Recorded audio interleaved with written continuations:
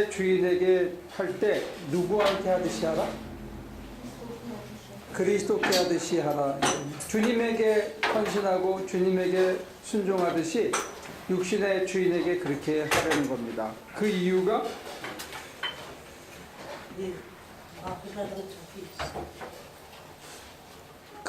뭐다? 남의 집에 가서 일을 할 때 한 달에 내가 얼마 받으니까 돈 받는 만큼만 일하자 하는 게 아니고 내가 이 일 하는 게 주님한테 하는 거다 하고 하려는 거예요. 말은 좋은데 그렇게 일하다가 보면 내가 어뷰즈 당하는 게 아닌가 하는 마음이 들 때가 있습니다. 이 인간이 나를 악용하는 게 아닌가.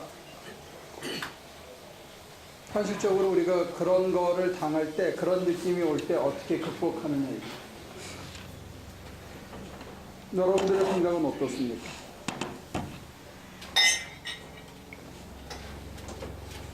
나는 주님한테 헌신하듯이 하는데 그걸 받아주는 주인이, 육신의 주인이 전혀 그것을 이용해 먹고 자기는 좋은 차 타고 다니고 우리한테는 쥐꼬리만큼 보상을 할 때 우리 기분이 어떻겠냐고요.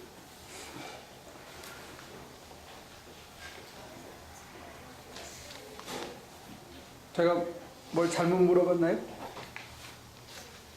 여러분들의 매일매일 사는 모습을 제가 물어보는 거예요. 그럴 때 여러분들은 뭔 힘으로 버티느냐 얘기예요.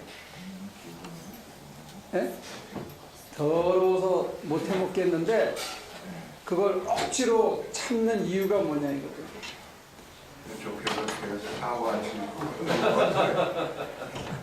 사고 안 칠까봐.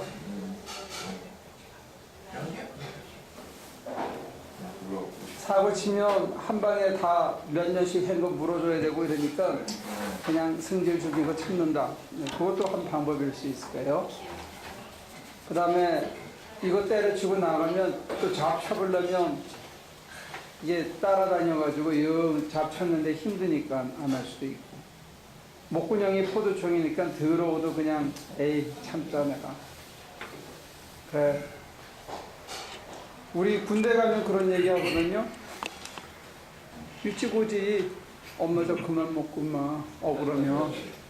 네? 억울하면 진작 오지 그러거든요. 그러니까 우리 억울하면 이미 진작 와가지고 빨리 자리 잡았으면 그 꼴 안 당한다. 이제 사람들은 그렇게 그냥 털고 기분 나쁘면 한 잔 먹고 마는 거거든요. 근데 지금 이 에베소서는 우주의 시간표를 이루어가는 과정, 하나님의 시간표, 하나님의 계획을 얘기하다가 갑자기 이게 줄어들어서 남편과 아내의 관계, 주인과 종의 관계를 얘기한다고요. 근데 오늘 우리가 월급쟁이를 하고 나가서 일을 하고 남의 아르바이트를 하고 자기가 무슨 조그만 비즈니스를 하든지 하면 우리가 하는 그 자리가 하나님의 우주적 시간표를 이루는 자리라는 거예요. 하나님하고 별개가 아니고 이건 내가 먹고 사는 일이고 일요일날 교회 나가서 신앙생활 잘 하고 이게 아니고 내가 돈 벌고 먹고 살고 사고 칠까봐 그냥 분하지만 참고 이거 때려치면 딴 데 또 승질 같아서는 때려치고 싶지만 나가서 별로 마땅히 그거 안 하면 뭐 할래? 또 이제 저희 같은 경우는 이런 게 있어요. 이제 하나님 힘든데요. 그러면 그럼 너 이거 안 하면 뭐 할래? 이런 소리를 듣거든요. 그럼 할 게 없다고 또. 네? 지금 하는 거 말고 딴 거 뭐 할래? 그러면 별것도 할 게 없어. 그래서 그냥 하는 수도 있거든요. 근데 그런 하루하루 힘들게 버텨나가는 그 생활이 사실은 이거 좀 돌아가서 얘기하면 저도 나가서 10년을 그리고 저 집 짓는 거를 한 지금까지는 15년 정도 했는데 저걸 안 해봤을 때는 지금 이 얘기가 피부에 와닿진 않았어요. 그러니까 여러분들이 생활 속에서 겪고 있는 거를 어쩌면 저도 겪고 있는데 겪는 입장에서 말씀드리면 이런 거예요. 그렇게 분하게 억울하게 참고 하는 게 목구멍이 포도청이라서 먹고 살기 위해서 견디는 거냐 아니면 다른 이유가 있느냐. 성경은 그걸 모르고 얘기했겠느냐 아니면 그냥 그럴듯한 멋있는 얘기만 그냥 해주는 거냐 아니면 실생활에 관한 얘기를 해주는 거냐 이 얘기입니다.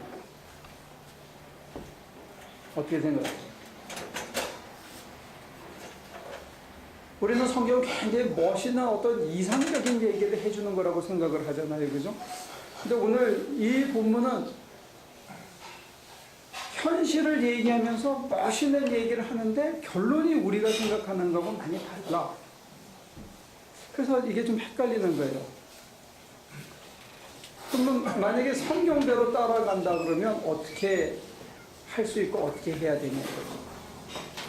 나가서 더럽고 아니 꽂고 힘에 벅찬 일들이 한데 내가 그 일을 하면서 눈가림으로 하지 말고 주님한테 순종하듯이 하라는 게 주제거든요.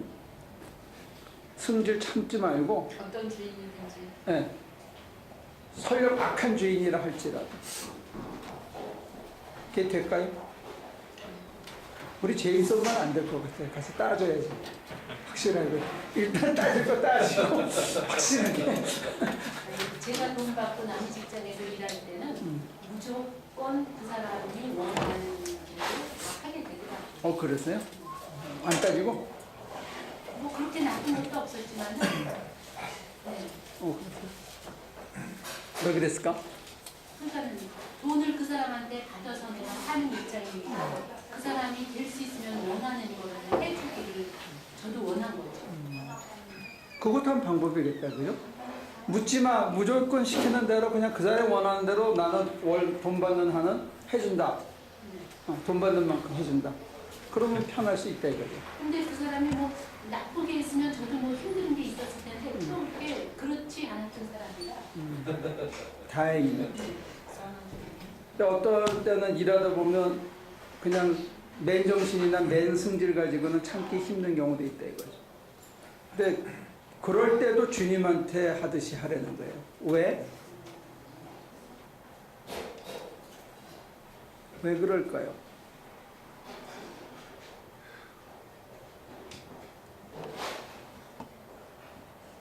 어쨌든 그 사람 돈을 받아서 그런 거 아닐까요? 아니, 성경을 보고 얘기 내 얼굴을 쳐다보는 거예요. 성경에 답이 있는데 왜 내 얼굴을 쳐다보는 이제 저도 이제 그런 오피스 청소를 밤에 하는데 그 시간 단편이 아주 작잖아요. 작은데 이 사람이 외로운 사람이에요. 그러니까 여기 뭐 몇십 년 전에 봤겠지만 그러니까 그 자기하고 대화 상대가 필요한데 청소하다 말고는 청소 끝나거나 뭐 이렇게 청소 끝나는 시간 주로 또는 청소하기 전 거의 2시간을 붙잡고 얘기를 하는 거예요. 그럼 그것은 회의의 저녁 상대가 어떤 거에 매달 해서 얘기를 들어줘야 되는 거예요. 근데 와 이렇게 이걸 계속 들어준다는 것이 그러니까 목사님 그 성경 말씀대로 하는 걸 들어줘야 되는 것 같은데 과연 들어주는 게 그게 뭐 정말 그 신앙생활을 잘하는 것인가 이런 생각은 들어요. 다 들어줘야 되는 건가? 이제 우리는 실천에 해당하는 부분은 크리스천 에틱이라 그래가지고 윤리적인 판단과 결정과 실천을 이제 따로 자꾸 띄어서 생각을 했었어요. 성경 공부하면서도 생활 속에서 실천은 윤리적인 문제다 이렇게 띄워놓고 세상 윤리와 기독교 윤리를 이렇게 매싹해가지고 이렇게 하는 경우가 있는데 지금 성경이 얘기하는 거는 그게 윤리적인 문제가 아니고 하나님의 성품에 참여하는 문제라는 거예요. 다 붙어들으면 안 되는가요? 답답해. 이게 돌을 쌓아가야 돼서 벽돌을 여기다 놓으면 뚝 떨어지거든요. 저기 있으면. 이렇게 말 궁금해요? 말씀하시는 분이 안 계시는 것 같은데 다 붙어들고.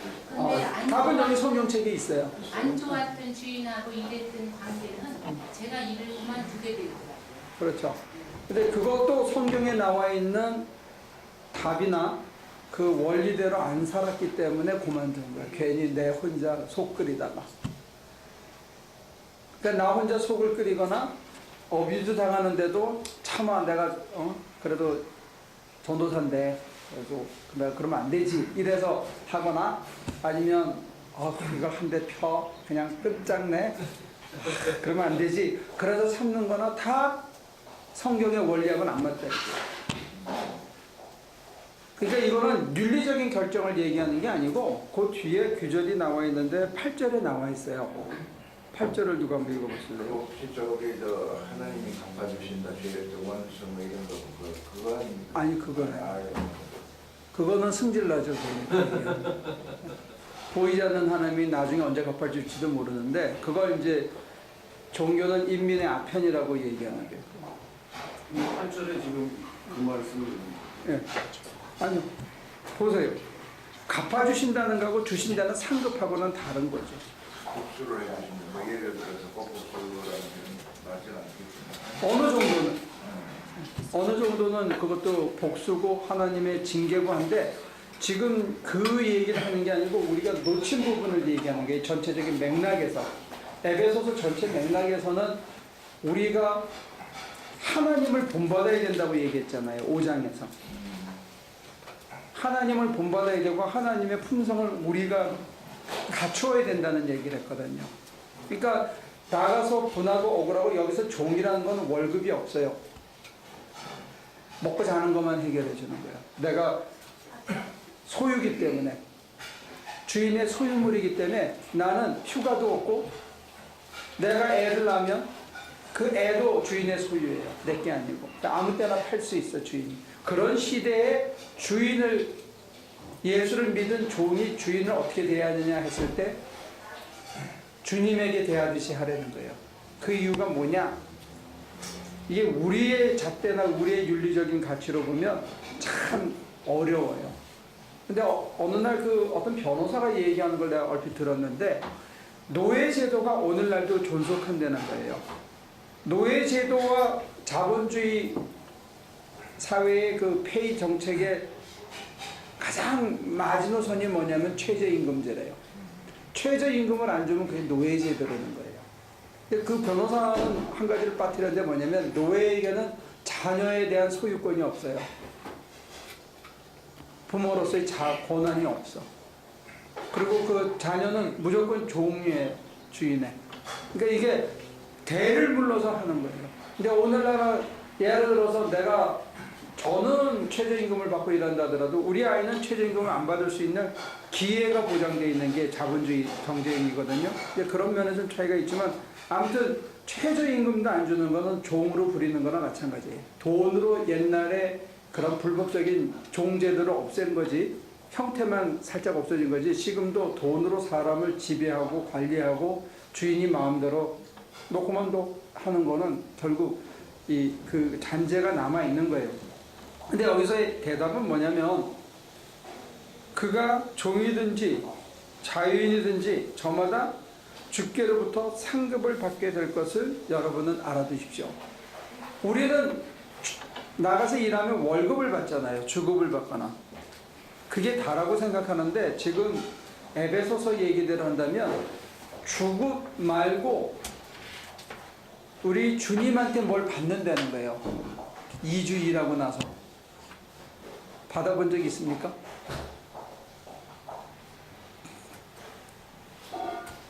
매주 애들 돈 주고 나서 주님한테 뭐 받으신 거 있으세요? 적어두라고 했습니다. 네? 장부에다 적어두라고. 아, 주님이 저만 외상으로 깔아두셨다고요? 그래도 장로님은 다행이네. 밥을 껴주고 있어서.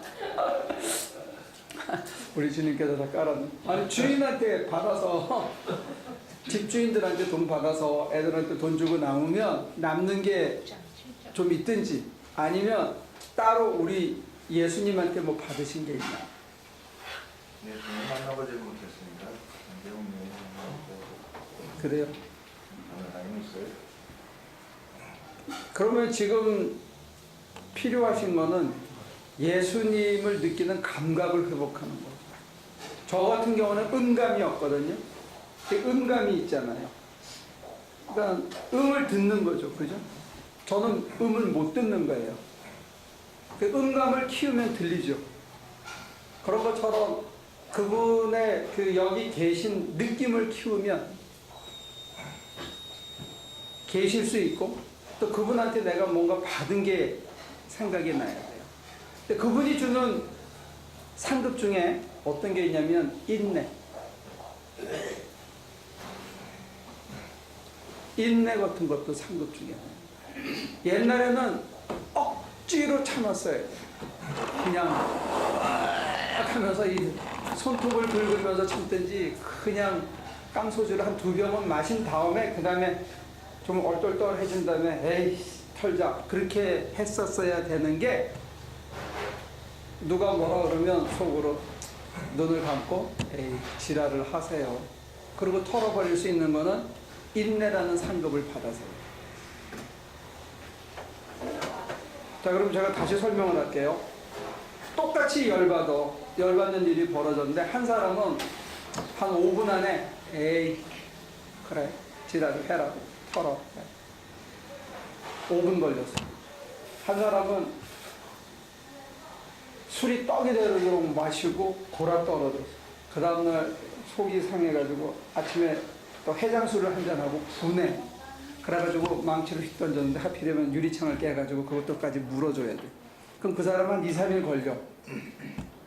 그러면 이 사람에 비해서 이틀을 손해본 거예요. 인생은. 우리는 꽃감 빼먹듯이 빼먹으면 가는 인생인데 이틀을 분해서 잊어버린 사람이 있고 한 사람은 5분 만에 털었어. 그러면 이 사람한테는 무슨 성품을 하나님께서 상급으로 주셨냐면 인내라는 상급을 주셨어요. 흔히 우리가 얘기하는 성격 다릅니다. 이제 그거요. 성격이 바뀐다는 거예요. 예수 믿는 거는 2가지를 바꾸는데 하나는 팔자를 바꾸고 하나는 성품을 바꾸는 거예요. 나이가 들면 성격이 좀 예수님으로 참을성 만들고 그런 것도 포함이 되게. 그렇죠. 뭐 홀머리 떨어지면서 자연스럽게 인생에 경륜이 쌓이면서 하는데 대신 나이 들면서 자기 몸뚱아리나 생각이 약해지니까 섭섭함이 는다면 그거는 하나를 잃고 하나를 더 더러운 걸 얻은 거죠. 그러니까 유순해지면 대신 섭섭함도 생기지 말아야 됩니다. 성품이 제대로 바뀌어집니다. 그래서 내가 일을 하면서 주인에게 보여주기 위해서 일을 하는 게 아니라 동시에 주님을 생각하면서 주님을 느끼면서 주님이 보시기에 이거 이쁘세요? 라고 물어볼 수 있는 마음가짐으로 일을 해서 주님께서 야, 잘 나왔다. 이런 마음이 만약에 교감이, 그런 음감이, 그런 감각이 내 안에 살아있으면 우리가 그렇게 하지 않을 때하고 다른 보상이 있다는 거예요. 그 보상 중에 하나가 내가 혼자가 아니라는 보상입니다. 인생의 짐을 혼자 지면 힘든데 누군가가 같이 있으면 그냥 견딜만 해주는 것들이 많이 있거든요. 그래도 계속 어뷰즈는 남아있고 상황이 개선되는 건 아니잖아요. 옛날에 내가 어뷰즈라고 생각할 때 어뷰즈를 당한다고 할 때는 내 행동 자체가 이렇게 바싹 달라붙어서 일하지 않고 뻗정다리로 일하고 뻗정다리로 일하기 때문에 주인이 더 잔소리하고 더 어뷰즈한 것도 있어요. 이 상호관계인 것 같아요. 내가 그냥 성실히 계속하면 주인이 트집을 잡다가 어느 날 지도 지쳐가지고 줄어들 수도 있어. 그거는 왜 그러냐면 10번 참다가 한 번 승질 피니까.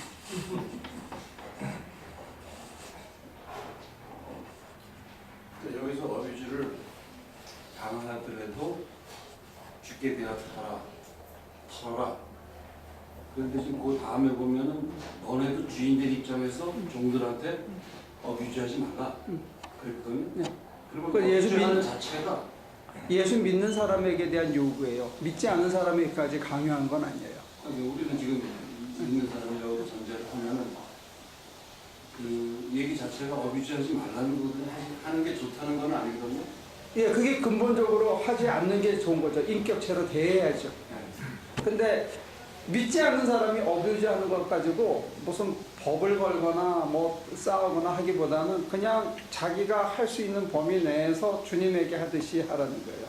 굳이 악먹고 싸울 필요도 없고 눈에 그냥 눈바림으로 하지도 말고 내가 그 주인 말고 나한테는 참 주인이 있다는 느낌으로 하라는 거예요. 그 감각으로. 그러니까 그 예를 들어서 어뷰즈하는 사람이 있어. 그래도 에이, 그래 너는 어비주 해라 나는 그냥 죽게 되어도 내가 참고 살고 간다 해가지고 그거를 코렉션을 안 하거나 뭐 제임스 엄마처럼 따져 묻지 않거나 그래서 그냥 내비두는 거가 그게 과연 그 주님한테 대하기 때문에 그걸 내비둬야 되는 거냐 하는 질문인 것 같아요. 조선님의 그렇죠. 질문은. 계속 어비주를 당해야 되느냐. 네, 그러니까 그런 거가 나는 참을 수 있어, 나는 참을 수 있는데 그래도 당신 그거는 좀 아닌 것 같다라고 얘기할 수 있어야 되지 않느냐 하는 거를 질문한 거. 현실적으로는 별 효과가 없고요. 없으면 뭐 할 수 없죠. 현실적으로는 그걸 알아듣지 못하고요, 인간들이. 두 번째는 우리 자신도 주인들을 대할 때, 그 어뷰즈하는 주인들을 대할 때 뻗정다리로 뻣뻣하게 일을 한 것도 있고요. 상호작용도 있다는 거예요. 그러니까 우리는 정결하고 100% 깨끗하지 않다는 걸 먼저 말씀드리는 거고요. 세 번째는 그랬거나 말거나 내가 한결같이 일할 수 있으면 나 자신이라는 인간이 많이 성숙해졌다는 거예요. 그래서 시간이 지나면 그 인간을 안 보게 하시거나 그 인간이 죽거나 아니면 그 인간이 변하거나 아니면 딴 자리로 가거나 자연스럽게 흐름이 있는데 그 흐름의 시간까지 내가 앞당기지 말라는 거예요. 그 얘기의 근본에는 뭐냐면 우리가 노가다 판에 나가서 일을 하거나 무슨 사람을 돕는 일을 하는 이유가 돈 벌기 위해서가 아니라는 거예요. 돈 벌어서 먹고 살기 위해서 일하는 게 아니라는 거예요. 그거는 먼저 그의 의와 나라를 구하라 그리하면 후히 더하여주는 보너스, 부자물이고 그걸로 사는 게 아니고 우리가 나가서 일하는 것 속에서는 내가 성실함을 배운다든지 관용을 배운다든지 하나님의 성품을 회복하는 자리로서 하루 8시간, 9시간 일하는 일의 장소를 허락하셨다는 거예요. 이게 성경이 얘기하는 우주적 시간표의 근본적인 차이라고 봐요. 우리가 일상적으로 생각하는 거. 근데 이런 거를 사실은 교회에서 성경 공부를 하면서도 이걸 기독교 윤리로 떼어놓고 따라놨지 하나님을 본받고 그리스도를 닮아가는 과정으로서 내 생활이 중요하다 이렇게 강조를 못했다는 거예요. 더 쉬운 말로 풀면 나가서 벌어먹고 사는 게 예수 닮아가는 현장이라는 거예요. 근데 그 예수 닮아가는 현장에서 예수 닮아가는 것을 놓치면 우리는 헛짓하고 있는 거예요. 그냥 밥만 먹고 사는 거예요. 그러니까 돈을 더 벌려고 그러고 더 벌어서 딴짓을 해가지고 그걸로 재미를 보려고 하지 내가 예수 닮아가는 재미는 못 보고 산다는 거예요. 너무 거리가 있나 이거? 승질이 안 났습니까? 이게 평가를 내는 이해가 갈 것 같아요. 이해가 잘할때 돼요. 분하죠. 순간적으로 분하고 속상하고 딱 가서 따질 거 따지고 그리고 저쪽이 인간적으로 이해하면 그래 내가 조금 더 해준다. 그리고 나도 기분 좋게 더 해주고 이렇게 해서 좋게 끝나고 싶은 게 우리 세상사를 사는 사람이고 그나마도 그거 많이 양보한 거죠. 내가 더 해줄게. 그렇지만 내가 더 해준다는 걸 네가 알고는 있어야 된다. 이게 이제 우리의 마음인데 지금 성경 얘기는 그런 프로세스가 별로 필요 없다는 거예요. 왜냐하면 우리가 나가서 일하는 이유 자체가 내가 열 해주고 열의 대가를 받아먹는 그걸 위해서 나가는 게 아니라는 거예요. 그게 우리를 헷갈리게 합니다.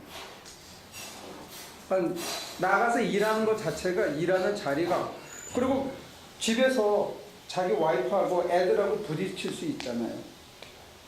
근데 내가 사랑해서 만났고 사랑해야 되는데 이 인간이 왜 이래?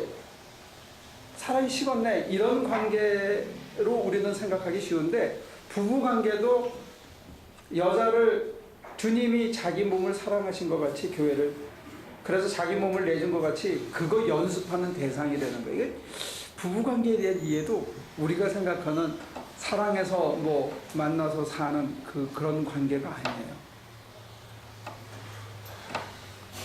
자식을 대할 때도. 그러니까 이게 다 그리스도를 닮아가는 연습의 장이라는 거예요. 이게 비유가 될지 모르는데 당구를 처음 배우면, 여자들은 잘 모르겠지만 당구를 처음 배우면 밥상도 당구대로 보이고 천장도 당구대로 보이고 눈만 감으면 당구대가 다 보이고 눈을 떠도 당구대가 보입니다. 그래? 그래서 큐대를 안 잡고도 씻기도, 그러니까 뒤로 빨기도 하고 오시를 치기도 하고 쿠션을 때리기도 하고 다 할 수 있습니다. 내 마음을 가지고, 마음의 당구대를 가지고. 가능합니까? 아, 그렇군요. 그러면 이제 음악을 하시면 그러는데 우리가 눈을 감고 당구를 쳐도 이 이미지 학습이 굉장히 효과가 큽니다.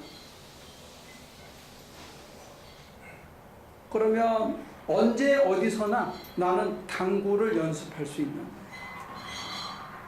가능해요? 뭔 얘기인지? 골프 치는 사람도 그렇대요. 눈 감으면 이 젓가락이 골프채가 돼가지고 바바를 때리고 저기 그린 어디에 떨어지고 저기 떨어지면 그 다음에 어떻게 하고 이게 다 복기가 된대요. 저는 장기를 한참 둔 적이 있는데 장기를 두면 처음에서 끝까지 복기가 돼요. 내가 무슨 수를 어떻게 뒀는지가 끝판이 난 다음에 거꾸로 복기가 돼요. 머릿속에서 이 사람의 머리라는 게 희한하거든요. 그런데 부부간의 그 갈등의 자리가 나를 그리스도의 형상으로 만드는 그 연습하는 장이라고 이게 생각이 드냐. 우리는 당구 치고 내가 좋아하는 취미 생활에 푹 빠질 때는 그냥 저 한참 산에 갈 때는요, 평소에 월화수목까지는 장비 고치고 닦고 준비하는 시간이에요. 금토일은 집에 없고. 그런 것처럼 여러분들이 만약에 내 생활 속에서 예수를 닮아가는 것을 내 취미고 나의 프라이머리 컨선이라고 생각하면 모든 장이 억울하고 분하고 하던 그 모든 장이 관심사가 달라질 수 있다는 거예요. 하루 종일 그 생각만 하는 거예요. 하루 종일 주님 생각만 하는 거예요. 그러면 상대적으로 분하고 섭섭하고 억울한 감각이 많이 준다는 거예요. 그러면서 당구 실력이 늘듯이, 그러면서 핸디가 줄듯이, 그러면서 내가 예수님처럼 비슷하게 말하고 비슷하게 내가 이런 사람이 아닌데 내가 왜 그 순간에 그렇게 쉽게 털고 넘어갔지? 그때 분하게 멱살을 잡았어야 마땅한데 이렇게 될 수도 있다. 근데 지금 이 본문대로 하면 그거 하는 게 일터지 한 달에 3,000불, 2,000불, 1,500불 벌로 나가서 길을 쓰고 그 돈 벌어오고 그걸로 뭐 하는 게 일터라는 게 아니라는 거예요. 이게 받아들여집니까? 근데 여러분들이 더 헷갈리는 거는 목사님들이 기도를 세게 해가지고 1,500불 받던 월급이 지금은 미약하나 내년엔 창대케 돼서 15,000불 벌게 해줄 줄로 믿습니다. 이렇게 자꾸 기도를 받았기 때문에 우리는 15,000불 버는 거를 축복이라고 생각하지 내년에 1,300불을 벌더라도 내 가슴에 예수가 살아있는 걸 축복이라는 생각을 못하게 된 거예요. 근데 성경에는 그렇게 나와 있어요. 내 가슴 속에 예수가 그만큼 생생하게 더 확실하게 살아있는 게 아니 전혀 깜깜해서 느껴지지 않아도 반드시 그분이 나를 이끌어 갈 거라는 그 막연한 신뢰가 그분을 따라가게 되는 사람으로 변하는 거, 이게 축복이라는 거, 그거를 우리는 강조를 못한 것 같아요. 근데 예수가 내 가슴에 마냥 살아있을 때의 강조점은 하루 3끼 겨우 먹으면 별로 피곤한지 모른다는 거예요. 그냥 다리 펴고 요만한 데라도 잠잘 수 있으면 사는 게 그렇게 억울하지 않을 수 있다는 거예요. 그게 예수를 믿는 또 다른 맛이라고.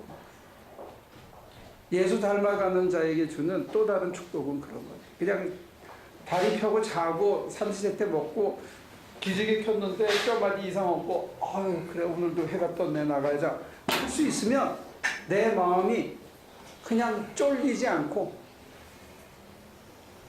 특별히 미운 놈도 없고 억울하고 분한 거가 내 가슴 앞만 살펴봐도 그게 안 묻어 있고 그래 오늘도 또 살아야지 이 정도만 돼도 굉장히 잘 되는 거다.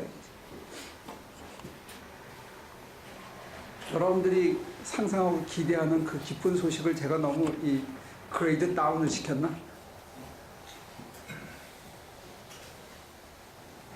술 한 잔 먹어서 알딸딸해야만 기분이 꼭 좋고 뭐 어디 가서 막 소리 지르고 이래만 스트레스가 풀리는 게 아니고 혼자 앉아서 그냥 복음성가 한 곡 들으면서 그냥 차 한 잔 마셔도 그래 에이 사는 게 그렇지 뭐. 그리고 내 마음에 뭐 그리고 마누라는 큰일 났다고 막 분해서 뭐 변호사를 사야지 어쩌고 그러는데 에이 그냥 접자 이렇게 얘기할 수 있는 그 상태가 되면 저는 그게 축복이라고 믿어요. 제가 너무 시시한 축복을 얘기하시나? 여러분들이 제 입술을 통해서 뭐 대단한 축복을 기대하는지 몰라도 제가 전해줄 수 있는 축복은 그겁니다.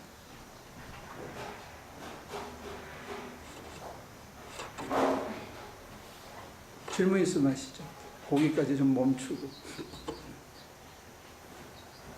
아까 목사님 전제하시기를 성경 공부 시간에 자꾸만 윤리와 분리를 시킨다 그랬는데 예를 들어서 만약에 익스트림한 그런 예를 든다면 길을 가는데 누가 나쁜 짓을 해서 누가 막고 있어 사람 죽여 그러면은 에이 이럴 수 있는 건 아니지 않는 거래. 그거는 나가서 말릴 수 있으면 말려야지 좀 다치더라도. 근데 내가 억울하게 한 대 맞았을 때 그거를 가서 뭐 돌로 찢고 뒷발 떠나서 그냥 그렇게까지 해야 할 이유가 없다는 거예요. 지금해준대 정말. 우리가 철없을 때 그렇게 하고 그렇게 한 걸 가오 잡는 거라고 그렇게 못하면 애들한테 이렇게 왕따 당하고 이랬던 그런 시절의 속에 살은 적도 있죠. 근데 그게 그래서 나중에 하나님이 이렇게 해가지고 뭐 안 보게 해주든 돌아가서 딴 데로 옮겨주든 이럴 수 있다 그러셨는데 만약에 그게 좋은 결과물이라면은 그렇게 계속 반복적으로 어뷰즈하는 것도 누구 딴 사람을 헐타고 있는 거를 도와주는 거나 그거를 스탑시키는 거나 나한테 반복적으로 똑같은 어뷰즈를 계속하는 사람을 하지 말라고 하는 거나 뭐가 그게 다르냐고요. 뭐가 다르냐면요. 어뷰즈를 할 때 내가 그거에 대해서 리액트하는 게 자연스럽지 않다는 거예요. 그런 의미에서 나는 나를 어뷰즈하는 사람보다는 훨씬 농도가 얕을지 몰라도 할 만큼 다 리액트하면서 그 관계가 지속되고 있다는 거예요. 대부분의 경우. 그러면 그것도 아까 성경에서 얘기하는 거와 윤리를 결국은 분리하는 거하고 다르지 않지 않느냐? 아니요. 우리는 그런 환경을 하나님이 주셨다라고 생각을 첫째는 잘 못한다는 거예요. 그런 사람을 내 앞에 붙인 게 하나님의 시간표의 하나다라고 생각을 첫째 못한다는 거예요. 그리고 하나님이 그런 시간표와 플랜을 주셨을 때는 거기서 나한테 뭔가 연모하고 닦게 하는 것들이 있을 수 있다는 거예요. 그러니까 이게 어떤 게 옳은 행위냐, 어떤 게 인간다운 처신이냐 하는 게 윤리적이라면 지금 여기서는 그 환경을 만약에 하나님이 주셨다면 내가 여기서 어떻게 종말론적인 인생의 태도를 가지고 살아내야 할 것이냐. 순간적으로 억울하고 분할 수도 있고 속상할 수도 있죠. 그런데 이게 하나님이 주셨다면 여기서 하나님이 내게 뭘 원하실까? 내가 어떤 시각을 갖기를 원하시는가? 내 가치관이 어떻게 변하시기를 원하시는가? 이런 걸 생각을 하는데 실천적으로는 어떻게 하는 게 쉬우냐면 내가 지금까지 갖고 있던 가치관을 내려놓는 거예요. 내 생각에 내가 옳아. 근데 그걸 내려놓는 거예요. 그러면 안 보이는 게 보이기 시작하는 거예요. 그거를 뭐라고 얘기하냐면 fallacy of misplaced concreteness라 해가지고 우리는 구체적이지 않은 것을 구체적인 걸로 오해하는 성향이 있어요. 철학적으로. 그게 실제가 아닌데 그걸 마치 실제인 양 해서 이게 그것 때문에 괴로워하는데 눈을 감고 내가 보던 것, 보던 관점, 내 주장을 내려놓고 나면 그 실체가 다른 각도에서 보이기 시작한다는 거예요. 그래서 다른 각도에서 볼 수 있는 안목을 갖게 되는 것, 이것도 은총이고 그 안목이 내게 돼서 그런 유사한 상황이 왔을 때 그것을 그냥 이렇게 파도 타듯이 넘어갈 수 있게 되는 것도 은총이라는 거예요. 그래서 그것이 더 이상 나를 바로하지 않게 되는 때가 오면 그 사람이 있든 없든 나한테는 큰 상관이 없어지고 그 다음에 하나님께서는 그 사람 말고 다른 사람을 만나고 다른 환경을 만나게 할 수 있다는 거예요. 이미 다 배운 코드를 또다시 반복할 필요 없다는 거예요. 그 다음에 활용하는 쪽으로 가는 거죠. 지금 장로님은 뭐가 의냐, 불의 아니냐 이걸 자꾸 얘기하는 거고, 저는 의냐 불의냐 어떤 게 바른 행동이냐를 얘기하는 게 아니고, 그런 환경을 만약에 하나님이 마련하셨다면 이게 중요한 거예요. 내가 욕심을 내서 거기에 걸려든 게 아니고, 내 생각엔 도저히 말이 안 되는데 하나님이 이런 환경을 주신 것 같다 했을 때 대처하는 법을 얘기하는 거지. 내가 덜렁 태어났는데 우리 엄마가 종이야, 우리 아버지가 종이야, 내가 평생 종으로 살아야 돼. 종이 자유인이 되는 길이 많지 않았어요. 옛날에는 주인이 방면해 주는 거 말고는 길이 없었어. 문서를 찢는 거 말고. 근데 주인이 문서를 찢는 거는 그 사람의 생명을 구하거나 무지무지한 감동을 하거나 무슨 은인이 되기 전에는 안 찢어졌다고요. 이게 이제 그런 그 시대적인 컨텍스트에서 쓰여졌다는 걸 기억할 필요가 있어요. 장로님은 이게 이제 의다, 이건 피하는 거는 불의가 아니냐, 누가 그렇게 어뷰즈 당하는 걸 그렇게 어뷰즈 계속 당하게 놔두고 어뷰즈 계속 하는 놈은 나쁜 놈 아니냐, 이제 그런 얘기인데, 그거를 만약에 하나님의 계획이라는 측면에서 보면 다른 게 보이기 시작한다는. 아니, 그거는 이제 우리가 지향해야 되는 여기 말씀에 나오신 대로 그건데, 그게 불의냐 불의가 아니냐 하는 거를 제가 엮은 건지도 모르겠어요. 그리고 그것도 하나님이 주신 거기 때문에 나쁜 짓 하는 것도 우리한테는 고마워해야 될 일이냐? 라고 제가 거꾸로 묻는 거였어요. 바울을 아니 어떤 사회 현상이나 우리가 삶에서 부딪히는 그런 불의냐 불의가 아니냐 그런 것에 대해서 우리가 어떤 행동을 해야 된다든가 이렇게 하는 것하고 그런 차원하고 이제 목사님께서 지금 강조점을 두시는 하나님께서 우리를 훈련시키시느라고 주어진 상황에 대한 우리 마음의 받아들임, 하나님의 훈련에 대한 받아들임하고 그건 나누어 생각해야 된다고 저는 보아지는데요.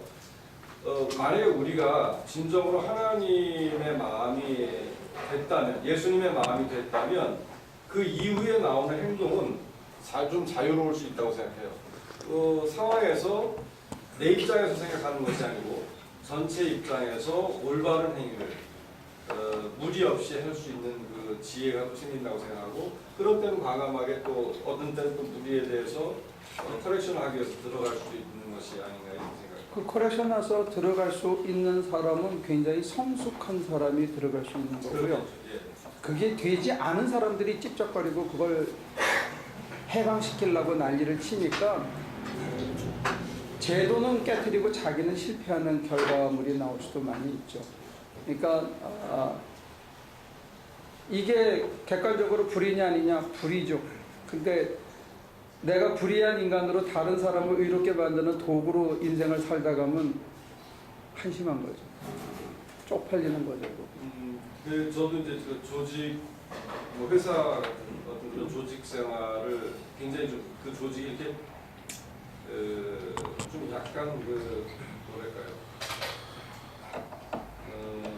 깡패 조직은 아닌데 그런 이상한 위계 관계 그런 것이 너무 이렇게 긴밀했던 그런 조직이 있었는데 벌써 이제 그 조직이라고 하는 것은 위에서부터 내려오는 어떤 흐름에 의해서 굉장히 많이 좌우되거든요. 그래서 그런 것에 의해서 힘세고 나쁜 자기 쪽으로만 생각하는 그런 사람들이 이렇게 주도하게 됐어요. 그러니까 상당히 제가 거기에 몸을 담고 있는 이상은 견디기 어려울 정도였어요. 그래서 이제 저는 한 거를 했는데, 그래서 그 한 거 하다 보니까 나중에는 이렇게 올바른 것을 위해서 내가 한 거 한다고 생각했는데, 나중에 보니까 결국 똑같아요. 저 새끼 죽여라가 됐어요. 저도 저 새끼 죽여야 된다고, 저쪽에서도 저 새끼 죽여야 된다. 그러니까 뭐 다른 게 없더라고 나중에 보니까. 그래서 그런 결과가 되기가 십상이다 이렇게. 근데 그 나사로 쓰이는 사람, 송곳으로 쓰이는 사람, 칼로 쓰이는 사람, 별의별 사람이 다 있거든요. 근데 이제 목사 사이에서 제일 그 심한 욕이 뭐냐면 이런 거예요. 저 사람 좋은 목사 되게 해주세요 하고 기도해 주는 거예요. 그러면 제가 성품이 나쁜데 좋은 목사 되려고 그러면 가래이가 찢어지죠. 얼마나 힘들어. 진짜 그거는 저 사람 성자 되게 해주세요. 이거는 굉장한 기도인데 그거 되려고 그러면 진짜 쇠가 빠지죠. 근데 이제 그러는 수는 있어요. 예를 들어서 제가 왜 노동을 치는가 한 몇 번 스스로에게 물어본 적이 있어요. 근데 지금도 이유는 잘 모르겠어. 나는. 얼마나 멍청해. 10년을 일을 했는데 왜 하는지 모르고 한다는 거예요. 왜 해요? 장로님이? 한번 스탑해 보시죠. 그럴까? 무슨 다음이 또 나올지도 모르겠죠. 한번 스탑해 보려고 그랬더니 제 마음속에 그런 느낌이 들었어요. 너 안 하면 뭐 할래? 푹 쉴까? 그렇게 푹 쉰다는 의미를 저는 알거든요. 그것도 하나님의 뜻이는. 그러니까 푹 쉰다는 건 나는 장로님은 아직 푹 안 쉬어봤는데 나는 한 8개월을 푹 쉬어본 적이 있어요. 침대에 누워서 기어다니면서 화장실 가고. 그러니까 푹 쉰다는 의미를 알기 때문에 그냥 계속 다녔는데 사실은 아직도 정확한 이유는 모르고 그냥 가요. 근데 목사님 보통 어떤 일을 하면은 내가 왜 그런가 생각해 보면은 자기 어떤 이기심이라든가 욕심이라든가 아니면 더 좋은 일을 위해서 본인이 제일 잘 알을 것 같아요. 목사님도 그 정도면 목사님이 알 것 같은데 왜? 나는 PhD를 딸 때 내가 하나님한테 굉장히 충성하고 주님한테 굉장히 도움이 되기 위해서 하는 줄 알았어요. 근데 따고 나서 교수직을 딱 받은 날 내가 뭘 알았냐면 내 욕심 때문에 했다는 걸 본 거예요. 그러니까 내가 그렇듯이 일 안 하시는 것도 그러니까 일 계속 하는 것도 왜 하시는지 그건 목사님 끝나봐야. 그러니까 지금도 이유를 모르는 거야. 그 내가 그거를 쭉 하는 동안에 5년, 6년, 7년, 8년이라는 세월을 보냈는데 그게 나는 주님한테 도움이 되는 줄 알았더니 내 욕심이 거기 묻어 있더라고요. 그게 이렇게 곰팡이처럼 펴가지고 한 거지. 내가 뭐 주님 위해서 별로 산 게 없어. 근데 지금 이거는 그래서 어쩌면 쳐다보고 싶지 않은지 묻지 않는 건지 모르는 건지 아니면 아직도 제 속에 뭐가 남아있는 건지 잘 모르겠다는 거예요. 근데 이제 이유는 몰라요. 내가 왜 하는지. 먹고 살라고 했는데. 이거야 뭘 먹고 사냐 이거잖아. 뭐 읽으면 무슨 뭐 할래가 아니고 어떻게 먹고 살래 이게 나오네. 먹고 살라고 하신 양반이 가면 나는 일하는데 가가지고 주인하고 상담하고 있어. 그렇게 해서 어떻게 먹고 사? 그러니까 그거를 목사님이 비아냥거렸잖아요. 어뷰즈하는 사람들이 나한테 어뷰즈할 때 내가 그 당하는 걸 보고 목사님이 에이, 왜 그러세요? 나는 두 가지예요. 하나는 그 어뷰즈하는 사람이 친구들이었다는 게 나는 불쾌했던 거고, 그 어뷰즈를 당하면서 실제로 어뷰즈를 누가 당하냐면 같이 일하는 종업원들이 당한다는 거예요. 그거를 객관적으로 봤으면 했다는 얘기예요.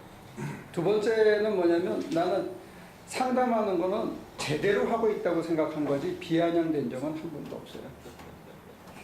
그러니까 우리가 나가서 일하는 게 제너럴 컨트랙터로서 나가서 자기한테 일을 준 사람하고 그 사람의 신앙 문제를 쉐어할 수 있는 거는 제대로 한다고 나는 본 거예요. 지금까지.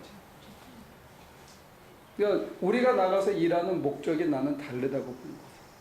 그러니까 이거를 왜 제가 제 생활 속에서 겪었던 걸 쉐어하냐면 여러분들이 여러분 생활 속에서 이 본문의 말씀하고 매치를 시켜보려는 거예요. 그냥 내 얘기를 하기 위해서 하는 게 아니고 이건 간증이 아니고 여러분들이 이 성경의 얘기가 그냥 좋은 얘기, 아이디어란 얘기가 아니고 자기 생활에 이게 어떻게 접목되느냐의 문제예요. 근데 저는 아직 답을 잘 모른다는 얘기를 쉐어하는 거예요. 문제는 나가서 일하는 이유가 먹고 살기 위해서 또는 돈 먹고 사는 게 중요하죠. 근데 거꾸로 느끼는 거는 극심한 가난의 통로를 지나왔지만 절대 굶어 죽지는 않더라는 그런 자신감이 생긴 거예요. 그리고 기름지고 더 잘 먹는 거에 대한 욕심을 버리게 해준 거에 대한 감사가 있어요. 그러니까 저는 그거는 감사하게 배웠어요. 그리고 돈이 얼마나 소중한가 동시에 돈에 대해서 욕심내지 않게 해준 거, 이런 것도 제가 배운 것들 중에 하나라는 거예요. 노동을 치는. 그래서 역설적으로 얘기했지만 성직자들 중에서 돈을 제일 많이 만든 사람이 누구냐면 테레사 수녀예요. 돈 진짜 많이 만지고 싶으면 청렴하게 살면 돈을 갖고 와요, 교인들이. 그러니까 제가 아직도 청렴하다고 느껴지지 않기 때문에 뺀질거리고 똘똘하게 보이기 때문에 여러분들이 저한테 돈을 안 갖고 오는 게 믿질 못해서. 정말로 테레사처럼 살면, 그러니까 내가 지금보다 더 더럽게 입고 다니면 아마 돈을 무대기로 싸갖고 올지도 모르지. 근데 내가 돈이 필요하다고 생각하면 아마 그렇게 했을지 모르겠어요. 하나님께서 저한테 주신 다른 상급은 뭐냐 했을 때 돈이 참 소중하다는 걸, 전 돈을 이제 이렇게 생각했어요. 근데 돈 한 푼이 참 소중하다. 그러나 돈은 절대로 욕심내면 안 된다. 사사로이 쓰면 안 된다는 거예요. 나를 위해 사사리 돈을 쓰면 안 된다는 걸 배우고, 그리고 어떤 상황에서도 굶어 죽지는 않는다. 그러니까 돈 갖고 제 목을 조르려고 할 때 제가 의연해질 수 있도록 하나님이 연단시켜줬다는 거예요. 그거는 감사해요. 근데 이런 간증을 함부로 못하는 이유가 뭐냐면 간증하고 나면 실족하더라고요. 그러니까 여러분들을 위해서 쉐어하면서도 굉장히 조심스러운 거예요. 내가 이뤘담이 아니라는 게 바울의 말처럼.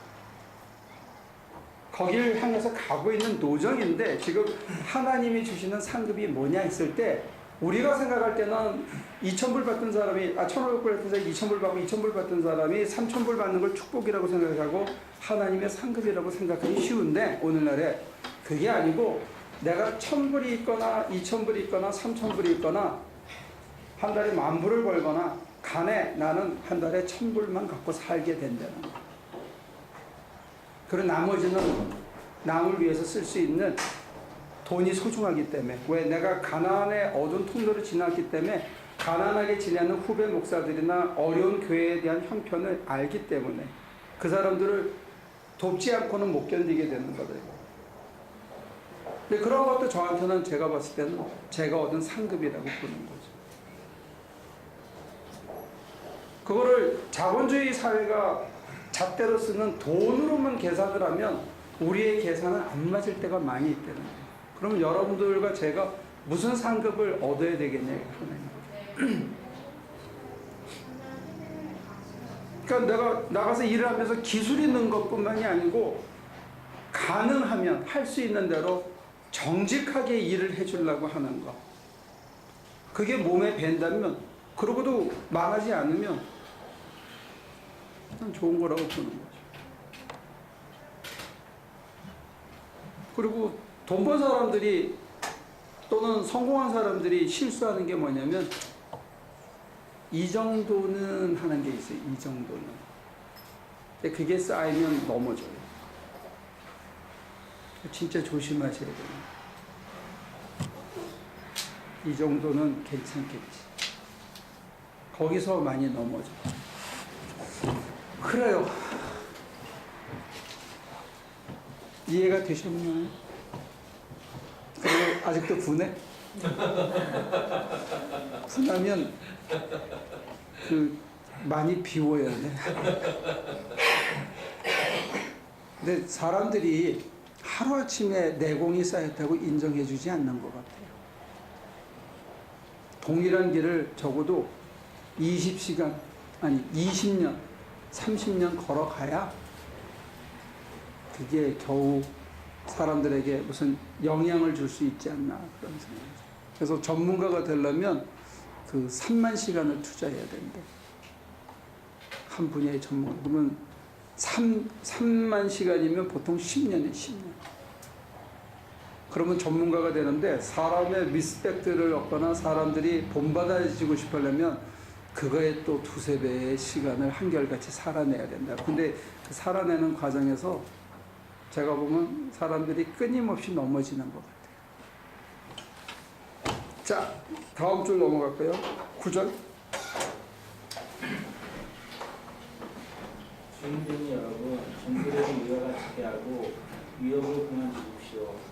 그들이 주님이시여 여러분이 주님이신 주께서 하늘에 계시다는 것과 주님께서는 사람을 차별하게 대하지 않으신다는 것을 여러분은 아십시오. 저도 같이 일을 하면서 사람을 부리는 입장에도 서는데 일을 하면서 참 별의별 사람이 다 있어요. 그냥 뻗정다리로 일하고 그냥 뭐 남의 진짜 지 일이 아니고 남의 일 해주는 것처럼 한 사람 있고, 일이 시작되면 성실히 하는데 4시 반만 되면 딱 멈추고 문을 잠궈야 집에 갈 거 아니에요. 문은 띄워놨는데 그냥 간다는 거야. 이런 사람도 있고 별의별 사람이 다 있어요. 밑에 사람들 써보면 그 교회에도 별의별 사람이 다 있잖아요. 그죠? 근데 처음에 막 드라이브하고 그랬는데 아직도 저는 드라이브하는 성향은 있어요. 선교 가서는 아직도 그게 더 강하고, 그런데 애들이 그냥 정리하면 그냥 정리하게 이제 놔두고 있어요. 걔네들이 갖고 있는 것 중에 저는 2가지를 본 것 같아요. 하나는 내일 아침에 일할 거를 조금 남겨놔야 된다는 거예요. 의식 속에. 그래서 와야 또 일할 수 있으니까.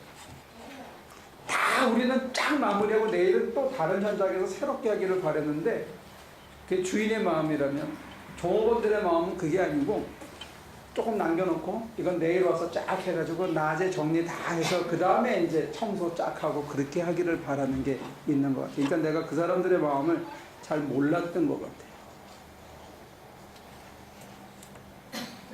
이게 어느 신발을 신느냐에 따라서, 그러니까 오늘 못하면 내일 하지 하는 마음을 배우기까지 사실 저는 오래 걸렸어요.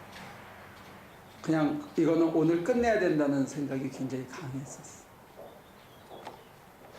여러분들은 자기 밑에 있는 사람들한테 그런 성향이 없어요? 미스터리는 자기 밑에 세크리타리나 뭐 데리고 있는 변호사나 없어요?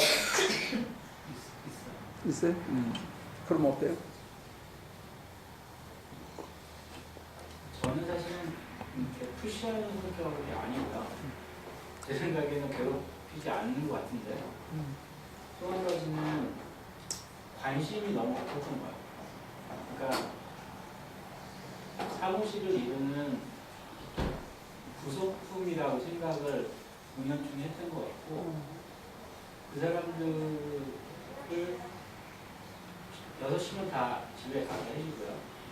야근 같은 거 안 시키고, 이렇게 뭐라고 혼내지도 않고 편하게 대해준다고 생각은 하지만, 그 반면에 또 그 사람들 개개인에 대한 애정이라든지 관심이라든지 이런 것도 없었던 것 같았어요. 그래서 조금 더 관심을 가지려고 사실은 하고 있고요. 그리고 그렇게 사무실에서 일하는 사무직원들 급여가 굉장히 적어요.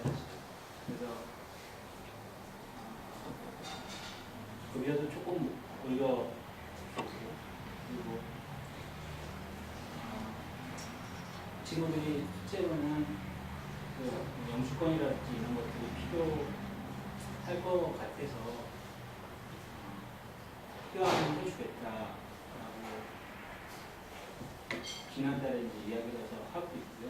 그러니까 저는 이렇게 혼내거나 괴롭히지 않은 것만 사실은 생각을 해봤었는데, 어느 순간에 보니까 제가 정말 사사로운 일상적인 대화는 하나도 안 하고 있더라고요. 반성이 좀 됐어요. 그래요. 자기 성찰을 할 수 있는 것도 은총이죠. 자, 이제 정리합시다. 5분 남았습니다. 사람 관계가 굉장히 복잡하죠. 우리가 생각한 것보다 그렇게 단순하지 않은 것 같아요. 이 뒤에 하나님이 계시기 때문에 더 그런 거예요. 근데 저나 여러분들이 사람을 대하면서 그 뒤에 하나님이 계시고 그 사이에 그 사람과 내 사이에 하나님이 있다는 것을 느끼고 살아갈 수 있다면 오늘 그 에베소서가 얘기하는 본문은 우리가 충분히 습득한 것이 아닌가 그런 생각이 듭니다. 그리고 이제 한 가지 더 강구하는 것은 우리가 금세 못 깨달을지 모르지만 뭔가 이유가 있어서 나를 이런 자리로 내모신 게 아닌가. 그래서 그 정경준 목사라고 제 후배인데 그 친구의 그 아드님이 그 다운 신드롬이 있어요. 근데 저한테 이제 좀 많이 가까워진 다음에 그렇게 얘기하더라고요. 한 3년을 자기 집에를 못 데리고 갔었대, 얘기를. 근데 하나님께서 이 아이를 누구한테 맡길까 많이 고민을 하다가 자기한테 맡겼다라고 누가 어떤 목사님이 얘기해 주시는데 그 말씀을 받아들이기까지 그 말씀을 받아들이고 나서 참 편해졌다 그런 얘기를 하더라고요. 그러니까 참 얼마나 황당하겠어요. 그리고 지금 제 친구 목사 중에 하나가 정말로 나름대로 남을 많이 돕고 바르게 목회를 해보려고 그러고 또 게다가 교회까지 엄청 한 3-4천 명 모이는 교회를 만들었는데 작년 12월 달에 자기 아들이 교통사고로 죽었어. 그래서 내가 그 부목사인 제 후배 목사한테 전화를 해가지고 내가 전화해도 연락도 없고 어떻게 지내냐 그랬더니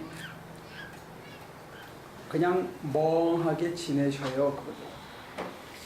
그러더라고요. 사람이 살다 보면 자기가 원치 않는 멍한 경험을 할 때가 옵니다. 도저히 이성으로는 받아들이기 힘든, 멀쩡한 정신으로서는 그 이유를 헤아리기 어렵고 힘든 그런 일이 생기는데 그걸 그 뒤에 하나님이 계시다라고 받아들인다는 것, 그게 참 쉽지 않은 일인데 받아들이는 사람의 삶에 나타나는 변화는 있더라고요. 우리가 몽고리를 보고 열쇠를 추측해내듯이 그런 가능성은 있는지 몰라도 이게 남의 일이기 때문에 참 들으면서 마음 아프지만 이게 우리 자신한테 이런 경험하는 일이 생기면 우리도 그거를 하나님이 주셨다. 이게 쉬울까? 그러면서 하나님이 두렵지도 않고 원망스럽지도 않아야 되는데 근데 교인들은 잘 모르겠는데요. 목사들은 이 40에서 50 넘어가면서 한 번씩 꺾이더라고요. 특히 잘 나간다고 얘기하는 목사님들은 한 번씩 이렇게 꺾이는 경험을 보고 그 가정의 대문을 열기 힘든 일들이 집안에 보기 있더라고요. 그래서 사람이 지극히 허약하다는 거, 그거를 삶으로 이렇게 살아내게 하는 게 아닌가 싶어요. 그러니까 사실은 이게 결론이 좀 아주 이상하게 나서 여러분들이 속상할지 몰라도 숨 쉬고 살아있다는 것 자체가 큰 은총이다 그런 고백을 합니다. 그냥 숨 쉬고 살아있는 것 자체. 여러분들 너무 많은 걸 기대하지 마세요. 기도할게요. 하나님, 이날 식구들과 또 허심탄회하게 얘기하게 하시고 저희들의 부끄럽고 모자라는 부분들 또 차마 털어놓지 못하는 얘기들까지 서로 나눴습니다. 주님이 계신다고 믿기에 또 주님이 책임지시고 이끌어 가실 것을 믿기에 내어드렸습니다. 주님 다듬어 주시고 기름 부으셔서 당신의 선하신 뜻이 우리 속에 이루어지게 하시고 때로는 그 뜻이 우리 속에 아픔을 주고 버거움을 줄지라도 믿음으로 견딜 수 있게 하셔서 당신이 먼 훗날 뒤돌아봤을 때 그 과정을 통해서 너 나 많이 닮게 되었다 하는 그런 주님의 칭찬과 격려를 들을 수 있는 날이 속히 오게 도와주옵소서. 그날까지 잘 견딜 수 있도록 당신이 인도하시는 한 걸음 한 걸음을 잘 따라갈 수 있도록 도와주옵소서. 예수님의 이름으로 기도합니다.